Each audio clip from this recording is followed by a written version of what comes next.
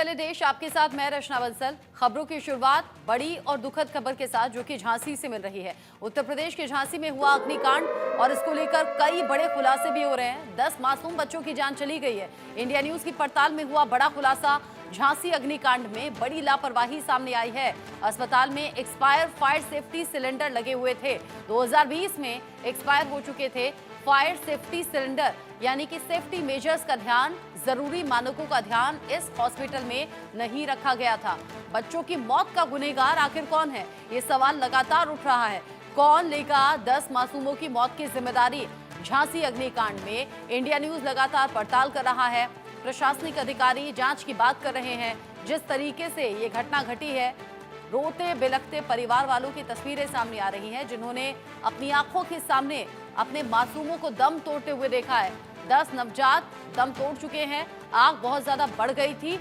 शिशु वार्ड में आग लगी। कहा यह जा रहा है कि ऑक्सीजन कंसंट्रेटर में चिंगारी भड़की, जिसके बाद में आग बढ़ी और फिर फैलती चली गई, जिसकी वजह से चली गई 10 मासूमों की जान।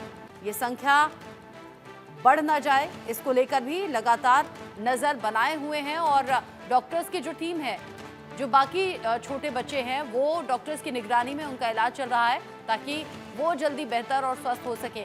ग्राउंड जीरो पर इंडिया न्यूज की टीम भी पहुंची। अभिषेक सिंह, इंडिया न्यूज संवाददाता की रिपोर्ट देखिए।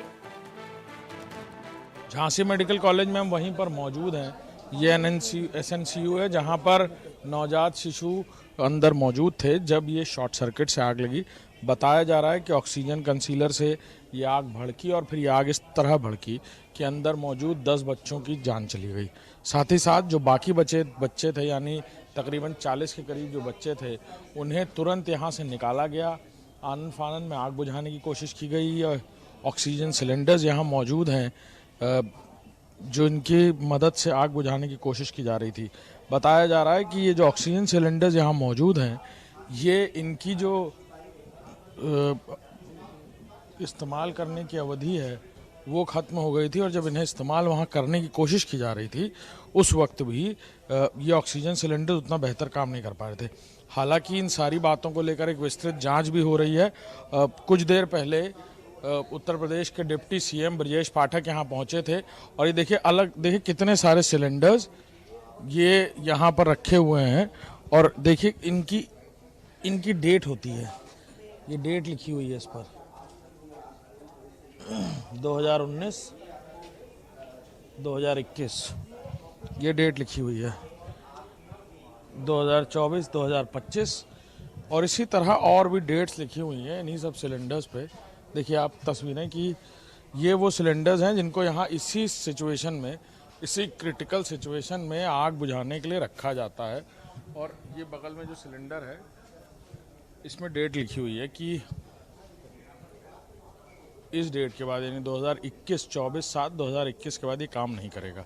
जब इन सिलेंडर्स का इस्तेमाल किया गया आग बुझाने के लिए, तो ये सिलेंडर्स उतना बेहतर काम नहीं कर पाए। हाँ, इतनी सारी तादाद में जो सिलेंडर्स थे उनकी मदद से आग बुझाने की कोशिश की जा रही थी। कुछ ने काम किया, कुछ ने काम नहीं किया।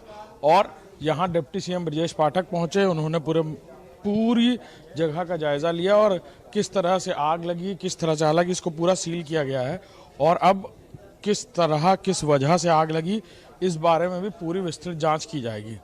लेकिन एक बड़ी बात, मुख्यमंत्री योगी आदित्यनाथ को जैसे इस पूरे मामले की जानकारी हुई, उन्होंने तत्काल संज्ञान लेते हुए यहाँ आला अधिकारियों को भेजा। इस पूरे मामले की जो जांच है उसको करने के आदेश दिए हैं। और साथ ही साथ जो बच्चे जिनकी मौत हो गई है उनके परिवार को 5 लाख और जो घायल हुए हैं उनके परिवारों को 50 लाख जो मदद है, राहत राशि है, उसकी घोषणा की गई है। कैमरामैन दीपक के साथ Abhishek Singh, India News, Jhansi. Jhansi medical college में ये घटना घटी है। अभिषेक सिंह जो कि ग्राउंड जीरो पर पहुंचे, उनकी जांच में सामने आया कि फायर सेफ्टी सिलेंडर, यानी कि जो अग्निशमन यंत्र थे वहां पर, वो काम ही नहीं किए क्योंकि उनकी डेट एक्सपायर हो चुकी थी। इस पर बात हम करेंगे क्योंकि 10 मासूमों की जान गई है। 10 परिवार रो रहे हैं, बिलख रहे हैं और बाकी जो बच्चे हैं वो डॉक्टर्स की निगरानी में हैं, उनका इलाज चल रहा है। रत्नाकर सिंह जी मेरे साथ में हैं, बीजेपी के प्रवक्ता। मयंक शुक्ला मेरे साथ में हैं, एसपी के प्रवक्ता। विजय कौशिक मेरे साथ में, कांग्रेस नेता जुड़े हुए हैं। आप तीनों का ही स्वागत। रत्नाकर जी, सबसे पहले सवाल आपसे, बड़ा दुखद यह हादसा हुआ है और बड़ी जिम्मेदारी भी बनती है, किसकी गलती है? देखिए, सबसे पहले तो मैं यही कहना चाहूँगा कि ये बेहद दुखद घटना है और बहुत ही मार्मिक घटना है और मृतक के परिवारजनों के प्रति हमारी गहरी संवेदना है और हम ईश्वर से यही प्रार्थना करेंगे कि ईश्वर उनको इतनी शक्ति दें कि वह इस दुख की घड़ी में अपना जो है दर्द को सह सकें। दूसरी चीज़ मैं कहना चाहूँगा आपको कि देखिए, इस दुख की घड़ी में प्रधानमंत्री ने स्वयं ट्वीट करके अपना दुख व्यक्त किया है और कहा है कि इसकी उच्च स्तरीय जांच भी की जाएगी और दोषियों को बख्शा नहीं जाएगा। जो भी इस अग्निकांड में दोषी पाए जाएंगे उनको निश्चित रूप से सजा दी जाएगी। और देखिए, ब्रजेश पाठक जो उप मुख्यमंत्री हैं उत्तर प्रदेश के, वो स्वयं वहाँ मौके पे पहुँचते हैं और मौके का जायजा भी लेते हैं और सरकार की तरफ से 3 स्तरीय जांच का कमेटी बनाई गई है, जिसमें प्रथम स्तरीय जांच जो है 12 घंटे के अंदर ही आ जाएगी और कार्रवाई शुरू हो जाएगी ताकि इस तरह की घटनाओं की पुनरावृत्ति भविष्य में न हो सके, ये हम इंश्योर करेंगे और दोषियों के ऊपर कड़ी से कड़ी कार्रवाई की जाएगी। स्वयं मुख्यमंत्री जी ने मुआवजे का भी ऐलान किया है, 5-5 लाख तक मुआवजे का ऐलान किया है मृतकों के बच्चों के परिवारजनों को और घायलों को 50,000 मुआवजे देने का ऐलान किया गया है। निश्चित रूप से जो भी इस पूरे घटनाक्रम में दोषी पाए जाएंगे तो उनको बख्शा नहीं जाएगा और सख्त से सख्त कार्रवाई की जाएगी और जांच अभी जारी है। जांच आने के बाद निश्चित रूप से उस पर कार्रवाई होगी। जी। 3 स्तर की जांच की बात उप मुख्यमंत्री ब्रजेश पाठक के जरिए कही गई है। ये कहा गया है कि एक स्वास्थ्य विभाग जांच करेगा, दूसरी पुलिस करेगी और तीसरी मजिस्ट्रेट की निगरानी में जांच कराई जाएगी। लेकिन बड़ा दुखद और बड़ा दुर्भाग्यपूर्ण ये घटना है मयंक शुक्ला जी। अब ऐसे में अस्पतालों में अगर जरूरी इंतजाम ना हो, सेफ्टी मेजर्स का ध्यान ना रखा जाए तो किस तरीके का एक्शन फिर होना चाहिए? देखिए, पहले तो जिन बच्चों की जान गई है उनके मैं श्रद्धांजलि अर्पित करना चाहता हूं, उनके परिवार के प्रति शोक संवेदना व्यक्त करना चाहता हूं। साथ ही मैं एक बात कहना चाहता हूं कि जिस ऑक्सीजन कंसंट्रेटर की खराब बदहाल के कारण ये आग लगी है, वो चिकित्सा प्रशासन के अंडर में था और मुझे लगता है कि सबसे बड़ी जिम्मेदारी तो उन्हीं की हो गई।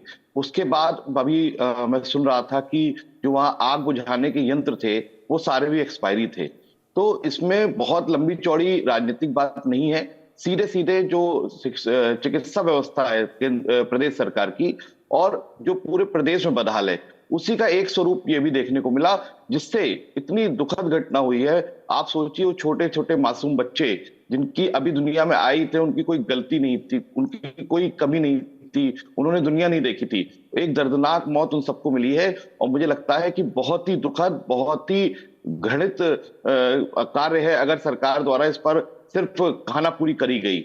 मुझे लगता है कि योगी सरकार को सिर्फ जांच के आदेश देने से काम नहीं चलेगा, क्योंकि जांच के आदेश तो हर मामले में योगी आदित्यनाथ दे ही देते हैं। अभी मैं सुन रहा था कि बहुत तेजी दिखाकर उन्होंने जांच के आदेश दे दिए।